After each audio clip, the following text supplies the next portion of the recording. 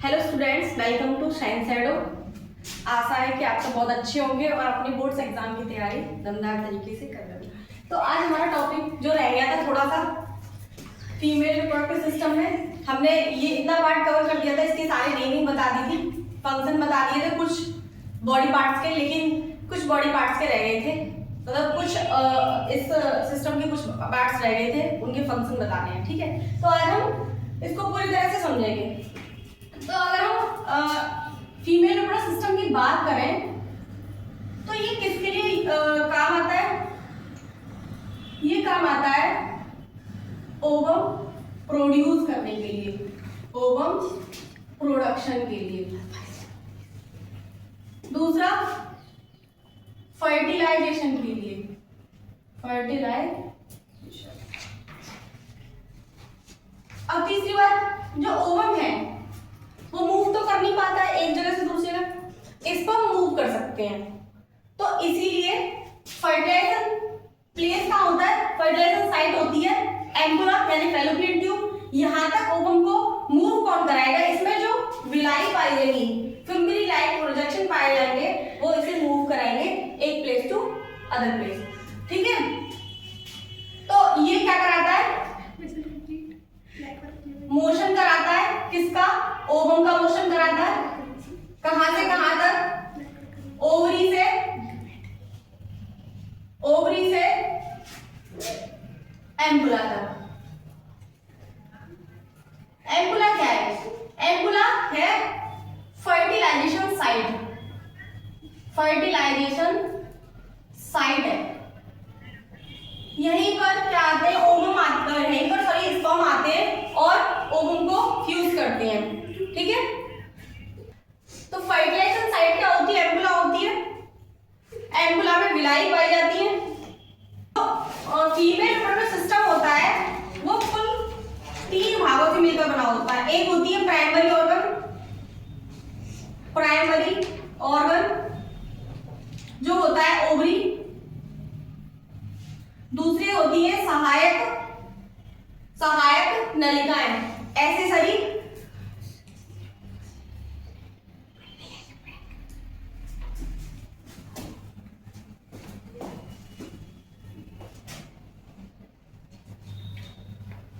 Accessory tube, जो हम कल बता चुके थे। एक्सेसरी ट्यूब होती है फैलोपियन ट्यूब, यूट्रस, सर्विक्स और वजाइना। फैलोपियन ट्यूब होती है 2 और यूट्रस, सर्विक्स और वजाइना सिंगल होती है।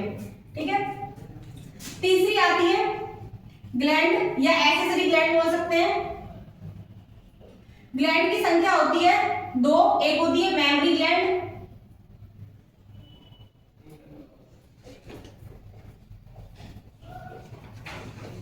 और दूसरी होती है बारबुलिन ग्लैंड।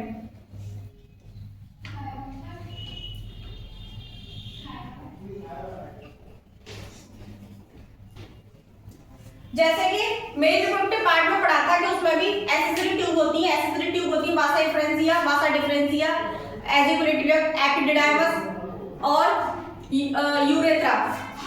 ऐसे ही इसमें fallopian tube, uterus, cervix, vagina. ठीक है, उसमें जो ओवरी की जो उसमें टेस्टिस की संख्या थी उसमें 2 थी, इसमें भी ओवरी की संख्या कितनी है? 2 है। अब थोड़ा हम ओवरी के बारे में जान लेते हैं। ठीक है, कहां प्रेजेंट होती है? पेल्विस रीजन में प्रेजेंट होती है। एक तरफ ये ओवरी ये है, एक तरफ मेसोवेरियन लिगामेंट के द्वारा जुड़ी रहती है। मेसोवेरियन लिगामेंट के द्वारा जो फैलोपियन ट्यूब की इनफंडिबुलम पार्ट होता है, दूसरी तरफ ये ओवेरियन लिगामेंट के द्वारा जुड़ी रहती है। पहले बता चुकी हूँ लिगामेंट क्या होते हैं, मसल्स और मसल्स के जोड़ को लिगामेंट कहते हैं। और यहाँ पर ये मेसोवेरियन लिगामेंट के द्वारा जुड़ी रहती है। पूरा भाग मेसोवेरियन लिगामेंट है जो किडनी की तरफ इसे जोड़े रखता है। ठीक है, ये पेल्विस रीजन में रिप्रेजेंट होती है। ये 2 तरह के लिगामेंट से जुड़ी रहती है। पहला लिगामेंट जैसे ये यूट्रस से जुड़ती है, यूट्रस की तरफ ओवेरियन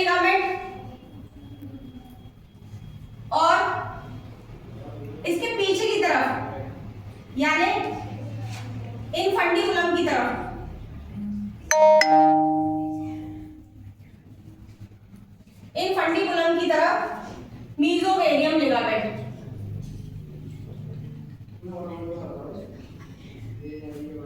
इसका आकार बादाम के समान होता है, इसका आकार बादाम के समान होता है।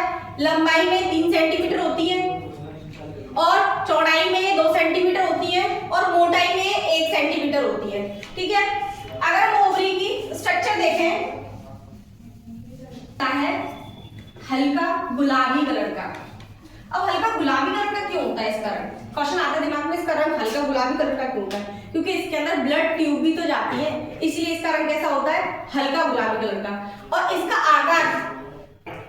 आकार बिल्कुल बादाम के समान होता है। जितना बड़ा बादाम होता है उतनी ही लंबी चौड़ी मोटी उतनी ही होती है। ठीक है, ओवरी को देखें तो चलो इसे मैं फैलोपियन ट्यूब को इधर मिटा देती हूँ।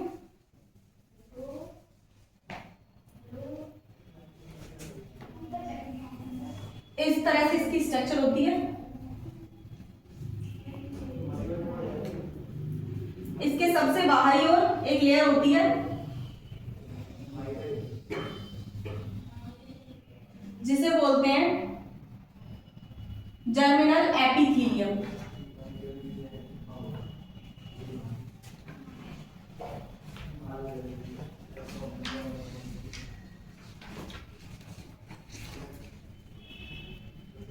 जर्मिनल एपिथेलियम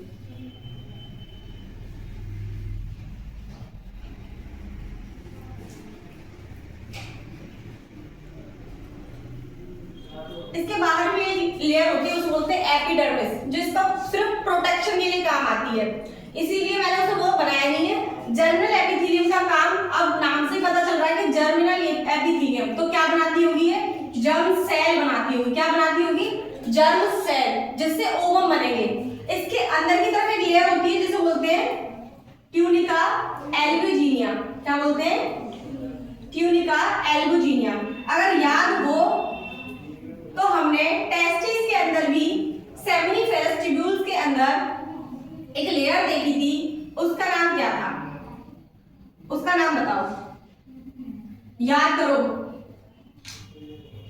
टेस्टिस के बाहर स्क्रोटल सेक के अंदर टेस्टिकुलर लोब्यूल्स, उनकी संख्या कितनी थी? 245 से 250। टेस्टिकुलर लोब्यूल्स के अंदर सेमिनिफेरस ट्यूब्यूल्स, जिनकी संख्या कितनी थी? प्रत्येक लोब में 2 से 3। उन जो टेस्टिकुलर लोब्यूल्स के अंदर ट्यूब थी उनका नाम क्या था? Seminiferous tubules. उन ट्यूब्यूल्स की जो संरचना बनी हुई थी वो 2 लेयर से बनी हुई थी। एक थी जर्मिनल एपिथेलियम जो अंदर की तरफ थी और एक बाहर की तरफ थी ट्यूनिका प्रोप्रिया। ट्यूनिका प्रोप्रिया थी, इसमें ट्यूनिका एल्बुजिनिया है। ट्यूनिका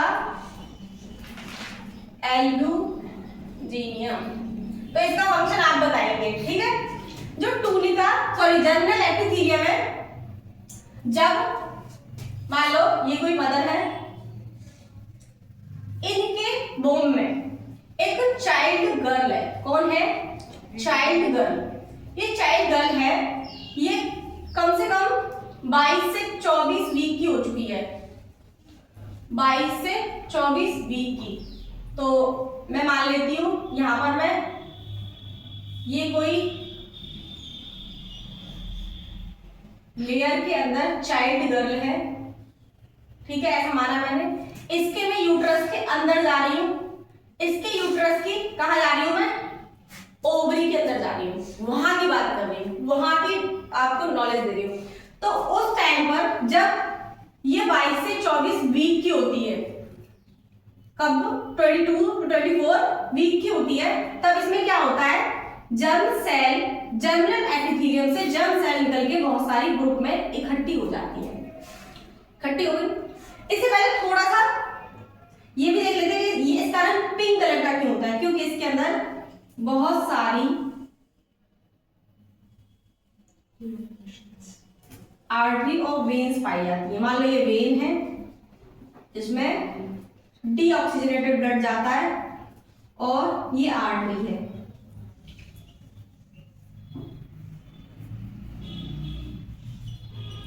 ठीक है, जर्मिनल एपिथेलियम से जर्म सेल निकल के आई। ये जर्म सेल आएगा,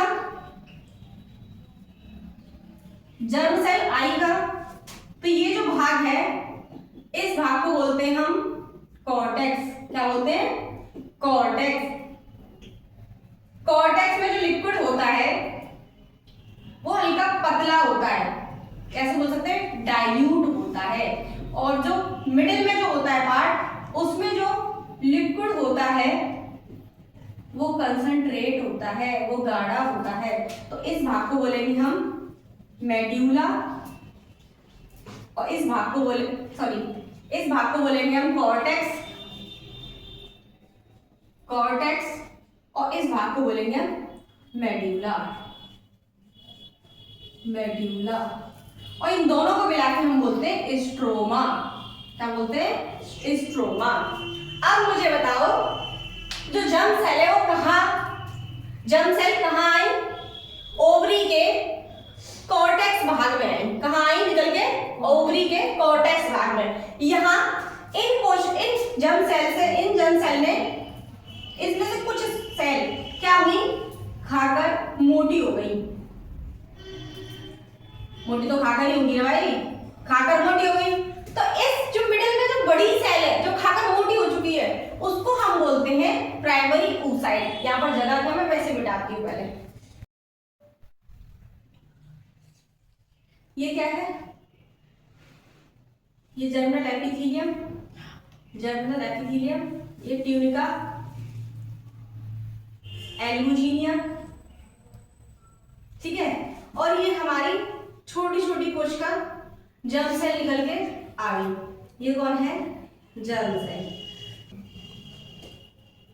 ये ग्रुप में होती है, इसमें से कुछ कोशिकाएं मोटी हो जाती हैं और कुछ इसके चारों ओर व्यवस्थित हो जाती हैं, ऐसे अरेंज हो जाएंगी, ठीक है। जो अरेंज हो जाएंगी उन्हें बोलेंगे हम फॉलिकल सेल, फॉलिकल सेल। और जो बीच में है उसे बोलेंगे हम प्राइमरी oocyte। क्या बोलेंगे? Primary oocyte। अब ये प्राइमरी oocyte जो है, इसके चारों जो फॉलिकल सेल क्या हो गई है? व्यवस्थित हो गई है। ये आगे जाकर ग्राफियन फॉलिकल बना लेंगी। बीच में कैविटी बन जाएगी एक, जिसे फॉलिकुलर कैविटी बोलेंगे। इधर बना देती हूं मैं इसे। बीच में प्राइमरी oocyte, ये फॉलिकल कोशिकाएं, इसके बीच में कैविटी बन जाएगी और इसके ऊपर फॉलिकल कोशिकाएं।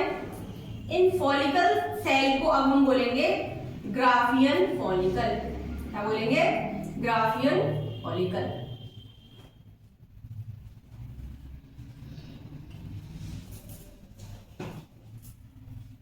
ग्राफियन फॉलिकल, बीच में primary oocyte, follicular cavity.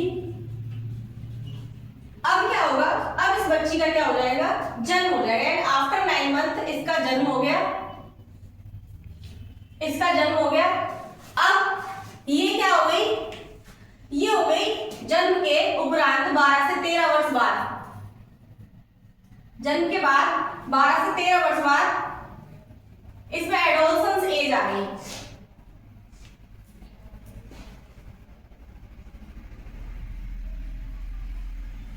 Adolescence as में आ गई है। एडोलसेंस एज कौन सी होती है? 11 से 13 वर्ष।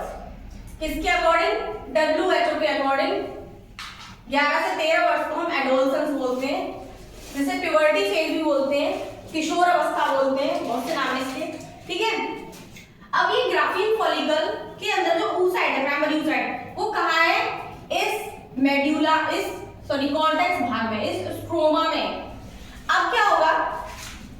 जो ब्रेन है, ब्रेन में hypothalamus gland, hypothalamus gland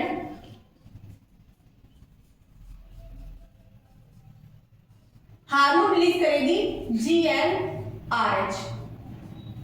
hypothalamus gland क्या करती है? भूख, नींद, प्रेम, ग्रहणा, एक बार किसी से प्यार हो गया, अगर उससे फिर नफरत हो गई, ठुकरा के मेरा प्यार इंतकाम देखेगी, बात चाहे कुछ भी हो जाए, आईएएस बन के दिखाना है। ये काम कौन करता है? हाइपोथैलेमस। हाइपोथैलेमस ग्लैंड ही हमारी सबसे मेन ग्लैंड होती है, प्यास जो भी हमें लगती है उसका फील कराना सब। दूसरी चीज, हाइपोथैलेमस ग्लैंड ही मास्टर ग्लैंड होती है, ठीक है। इसको ही कंट्रोल करते थे पहले वैदिक टाइम पे, जो ऋषि मुनि जाते थे ना तपस्या करने, वो इसी को कंट्रोल करने जाते थे। जिसकी ये कंट्रोल होगी उससे पूरी बॉडी कंट्रोल होगी, उसे फिर किसी चीज को कंट्रोल करने की जरूरत ही नहीं है, ठीक है। हाइपोथैलेमस ग्लैंड कौन सा हार्मोन रिलीज करती है? GnRH, गोनेडो, इसकी फुल फॉर्म है gonadotropin releasing hormone. Gonadotropin releasing hormone, ये मेल में भी रिलीज हो रहा था, मेल में भी हाइपोथैलेमस ग्लैंड से रिलीज हो रहा था। और ये जा कहाँ रहा था? ये जा रहा था मास्टर ग्लैंड के पास। ये कौन है? मास्टर ग्लैंड, ये प्रिंसिपल है कॉलेज की। अब प्रिंसिपल ऑर्डर देगी किसको? टीचर को, यानी किसके पास जाएगा? पिट्यूटरी ग्लैंड के पास। पिट्यूटरी ग्लैंड से क्या बोलेगा? भाई तुझे क्या रिलीज करना है? तुझे गोनाड्स हार्मोन रिलीज करने हैं, और ये दो प्रकार के गोनाड्स हार्मोन रिलीज करेगा, जिसे बोलते हैं हम LH और FSH। LH की फुल फॉर्म होती है ल्यूटिनाइजिंग हार्मोन, और इसकी फुल फॉर्म होती है फॉलिकल स्टिमुलेटिंग हार्मोन।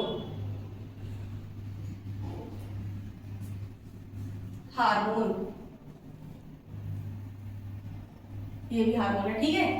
अब देखो फॉलिकल स्टिमुलेटिंग हार्मोन से तो एक शब्द समझ में आ रहा होगा, ये किसी फॉलिकल को स्टिमुलेट कर रहा होगा, जब भी इसका नाम क्या रखा गया? Follicle stimulating hormone.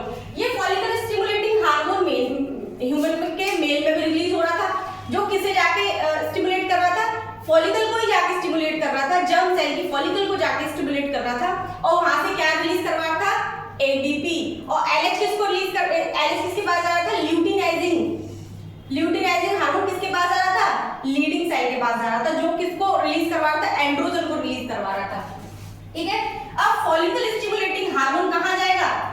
इस एज में फॉलिकल स्टिमुलेटिंग हार्मोन बन चुका है। हाइपोथैलेमस ने फर्स्ट टाइम GnRH रिलीज किया है, पिट्यूटरी ग्लैंड के पास भेजा है। पिट्यूटरी ने दो हार्मोन रिलीज किए, पहले ये रिलीज किया है फॉलिकल स्टिमुलेटिंग हार्मोन। इस लड़की में यानी इस गर्ल में फॉलिकल स्टिमुलेटिंग हार्मोन रिलीज होने के बाद जो इसकी फॉलिकल कोशिकाएं हैं, जो इसकी फॉलिकल सेल है, ग्राफियन फॉलिकल है, इनके पास FSH आया FSH ने क्या बोला? देख भाई अब तेरा टाइम आ गया है, अपना टाइम आ गया, अपना टाइम आ गया, तो अपने को कुछ नया करने का है। क्या नया करने का है भाई? अपने को नया करने का है, एस्ट्रोजन रिलीज करना है तुमको। क्या रिलीज करना है? एस्ट्रोजन एक फीमेल हार्मोन होता है। कौन सा हार्मोन होता है? Female hormone. एस्ट्रोजन जब रिलीज होगा तो फिर से मैं यूट्रस बना लेती हूँ, क्योंकि यूट्रस में बताना पड़ेगा होता क्या है भाई। एस्ट्रोजन का काम थोड़ा सा बना लेती हूँ अपनी सुविधा के लिए। Estrogen as like a mason ये मिस्त्री बिल्डिंग बनाने वाला। एस्ट्रोजन रिलीज होता है कहाँ? यहां से, यहां की बात चल रही है, मैंने इसको इधर बता दिया समझाने के लिए, ठीक है। तो एस्ट्रोजन रिलीज हुआ किससे? ग्राफियन फॉलिकल से। एस्ट्रोजन कहां गया? एस्ट्रोजन ओवरी से निकलकर इनफंडिबुलम से होता हुआ, एम्पुला में होता हुआ, स्थमक में होता हुआ कहां आया? इधर आया, यूट्रस के पास आया। यूट्रस की ये बॉल जो थी अविकसित प्रकार की थी, विकसित नहीं थी, अच्छी नहीं बनी हुई थी। एस्ट्रोजन ने क्या कहा? भाई ये बिल्डिंग अच्छी नहीं बनी हुई, हमारा जो बंदा आएगा उसके लिए अच्छी नहीं है, तो इसने बोला इन दीवारों को थोड़ा मैं डेंटिंग कर देता हूँ। तो वो जो एंडोमेट्रियम, मायोमेट्रियम, पेरीमेट्रियम है, तो पेरीमेट्रियम और मायोमेट्रियम को छोड़कर एंडोमेट्रियम के साथ क्या करता है? उसे और अच्छा बना देता है, बिल्डअप कर देता है, उसे अच्छी तरह से बना देता है, और वहां गश्त लगाने लगता है कि इसको कोई छेड़ेगा नहीं भाई। यहाँ पे हमारे दादाजी आ रहे हैं, मतलब हमारे भाई दादाजी आ रहे हैं, बहुत बड़ा हीरो आ रहा है, ठीक है। एस्ट्रोजन ये काम करेगा। अब यहाँ ये लड़की 12 से 13 साल की हो चुकी है। अब क्या होगा, अब मैं आपको इधर ही बताती हूँ, ठीक है। यहां से ग्राफियन फॉलिकल, इधर ग्राफियन फॉलिकल बनी, सेकेंडरी ओवम बना, ठीक है, सॉरी प्राइमरी oocyte बनी, प्राइमरी oocyte कहाँ गई, इधर गई, प्राइमरी oocyte और बड़ी हो गई, और ग्राफियन फॉलिकल के बीच में जो कैविटी थी वो टूटने लगी, कैविटी टूटी तो इसकी जो वॉल थी, ओवरी की वॉल थी, वो भी यहां से टूट गई। ओवरी की वॉल टूटने के बाद ये जो ग्राफियन फॉलिकल का पूरा ग्रुप था ये भी टूट गया, और इसने अंदर जो ओवम था, जो भी oocyte थी, वो प्राइमरी oocyte ही रिलीज कर दी, प्राइमरी oocyte ही रिलीज कर दी। अभी सेकेंडरी oocyte नहीं बनेगी, ये सेकेंडरी oocyte कब बनेगी, जब स्पर्म आगे इससे मिलेगा तभी सेकेंडरी oocyte बनेगी, जब तक ये प्राइमरी oocyte ही रहेगी, ठीक है ना। ये यहाँ पर डिवीजन चला था, इसमें ये प्रोफेज फर्स्ट की स्टेज में ही बंद हो गई थी, इसका डिवीजन होना इसका बंद हो गया था, क्योंकि इसे कब बनना है, सेकेंडरी oocyte, जब स्पर्म इससे मिल जाएगा। अभी स्पर्म इससे मिला नहीं है तो इसे सेकेंडरी oocyte बनना ही नहीं है, इसने प्राइमरी oocyte यहाँ रिलीज कर दी। और प्राइमरी oocyte किसने अपनी ओर आकर्षित कर ली, इनफंडिबुलम की फनल, जो फनल से फिम्बरी निकल रही थी उन्होंने अपनी ओर आकर्षित कर ली। आकर्षित करने के बाद इसे कहां भेज दिया, यहां भेज दिया, कहां भेजा, एम्पुला भाग में भेज दिया। अब एम्पुला भाग में यहां पर अभी एस्ट्रोजन घूम रहा है, एस्ट्रोजन अभी यही घूम रहा है, अभी वो क्या कर रहा है, क्योंकि उसके भाई हीरो साहब आ गए हैं तो वो एस्ट्रोजन यहाँ क्या कर रहा है, गश्त लगा रहा है कि यहाँ पर कोई भी ऐसी गतिविधि ना हो जो इसको कुछ नुकसान पहुंचाए, इस ओवम को नुकसान पहुंचाए। अभी ये प्राइमरी oocyte ही है। मान लो स्पर्म आ गई, ये वेट कर रहा है, भाई मेरे कर्णजुन आएंगे, कर्णजुन आएंगे, कर्णजुन आएंगे, कब आएंगे, जब आएंगे तभी तो आएंगे, नहीं आ रहे तो नहीं आ रहे। तो अब क्या हुआ, ये ओवम जो है यानी प्राइमरी oocyte, ये 1 से 14 दिन हो गए इसे देखते देखते, तो 14 से 28वां दिन भी आ गया, इसने बोला अब नहीं आएंगे मेरे कर्णजुन, कुछ चलना चाहिए यहाँ से। फिर क्या होगा, एस्ट्रोजन का जो लेवल है वो कम होता जाएगा, एफएसएच भी कम होता जाएगा। यहाँ पर क्या है, जो प्राइमरी oocyte रिलीज हुई थी वो कहाँ पहुंच गई है, फैलोपियन ट्यूब में पहुंच गई है। अब जो यहाँ पर ये टूटी फूटी जो बची थी ग्राफियन फॉलिकल, वो क्या बन गई है, वो रैप्चर्ड फॉलिकल बन गई। रैप्चर्ड मींस टूटी हुई, रैप्चर्ड फॉलिकल बन गई है। अब ये रैप्चर्ड फॉलिकल बेकार में क्या करेंगी, अब कौन आएगा यहाँ पर, अब आएगा LH का काम आ गया, वही LH आ गया यहाँ पर। LH बोल रहा है हाँ भाई मुझे प्रोजेस्टेरोन रिलीज करवाना है, तो LH ने जैसे ही LH आया, LH ने बोला कि भाई नहीं मुझे प्रोजेस्टेरोन रिलीज करवाना है, एस्ट्रोजन यहाँ से कम होने लगा। जैसे ही प्रोजेस्टेरोन रिलीज होने लगा तो एस्ट्रोजन का काम कम होने लगा, और यहाँ कौन आ गया, LH आ गया। अब मान लो एक चीज समझो, एस्ट्रोजन मींस बिल्डर, यानी जो मकान बनाता है, ठीक है। अब मकान किसका था भाई, वो तो मकान मालिक का था ना, अब उसकी देखभाल कौन करेगा, मकान मालिक करेगा। एस्ट्रोजन आया, एस्ट्रोजन ने बिल्डिंग बना दी, दीवारें बना दी, एंडोमेट्रियम बना दी, लेकिन LH क्या करेगा, उसकी देखभाल करेगा, उसकी देखभाल करेगा, उस एंडोमेट्रियम को टूटने नहीं देगा, वो यहाँ पर गश्त लगाएगा कि भाई कर्णजुन आएंगे तब देखेंगे, और कर्णजुन नहीं आएंगे तब की तब देखी जाएगी, ठीक है। यहाँ पर क्या हुआ, अब धीरे धीरे LH का LH जो है कम होने लगा, सॉरी LH जो ओवरी में है, कॉर्पस जो रैप्चर्ड ल्यूटियम थी, वहां से रिलीज हो रहा था, वहां पर रिलीज जा रहा था, और वहां से क्या रिलीज करवा रहा था, प्रोजेस्टेरोन रिलीज करवा रहा था। क्या करवा रहा था, प्रोजेस्टेरोन रिलीज करवा रहा था। प्रोजेस्टेरोन LH के कारण प्रोजेस्टेरोन यहाँ आ रहा है, प्रोजेस्टेरोन यहाँ आ रहा है, और प्रोजेस्टेरोन इस दीवारों की देखभाल कर रहा है, एंडोमेट्रियम की देखभाल कर रहा है। LH के कारण प्रोजेस्टेरोन आया, प्रोजेस्टेरोन देखभाल कर रहा है, प्रोजेस्टेरोन की मात्रा ज्यादा है, एस्ट्रोजन की मात्रा कम होती जा रही है, ठीक है। उसके बाद क्या हुआ, 1 से 14 दिन हो गए, 14 से 28 दिन हो गए, कोई नहीं आया, कर्णजुन आए ही नहीं, वेट कर, पहले दिन कह रहा है मेरे कर्णजुन आएंगे नहीं आए, दूसरे दिन हो गया कर्णजुन आएंगे, देखते देखते 14 दिन बीत गए, कर्णजुन नहीं आए, फिर 14 से 28 दिन बीत गए, करण अर्जुन आए ही नहीं, मूवी छोड़ के भाग गए। अब क्या होगा, एस्ट्रोजन धीरे धीरे फिर दोबारा यहाँ पर कुछ फॉलिकल मिलकर ग्राफियन फॉलिकल बनाएंगी और फिर यहाँ से ओवम आना शुरू होगा और फिर एस्ट्रोजन की मात्रा बढ़ती जाएगी। एस्ट्रोजन की मात्रा बढ़ी तो क्या हुआ, प्रोजेस्टेरोन की मात्रा कम होती गई। मात्रा कम क्यों हुई, क्योंकि एलएच हार्मोन यहाँ आना कम हो गया, क्योंकि ये रक्चर ल्यूटियम थी वो धब्बे जैसी संरचना बना के खत्म हो गई। उसने प्रोजेस्टेरोन रिलीज करना बंद कर दिया, प्रोजेस्टेरोन रिलीज होना बंद हुआ, यानी मकान मालिक छोड़ के भाग गया।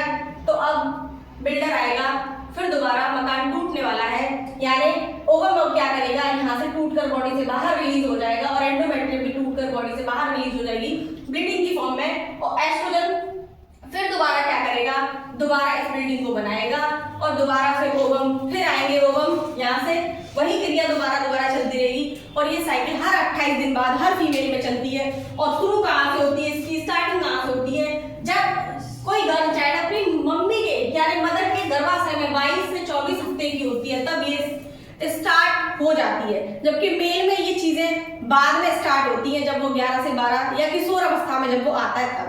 ठीक है, ये टॉपिक यही खत्म होता है। आगे मेंस्ट्रुअल साइकिल अगली वीडियो में देखेंगे।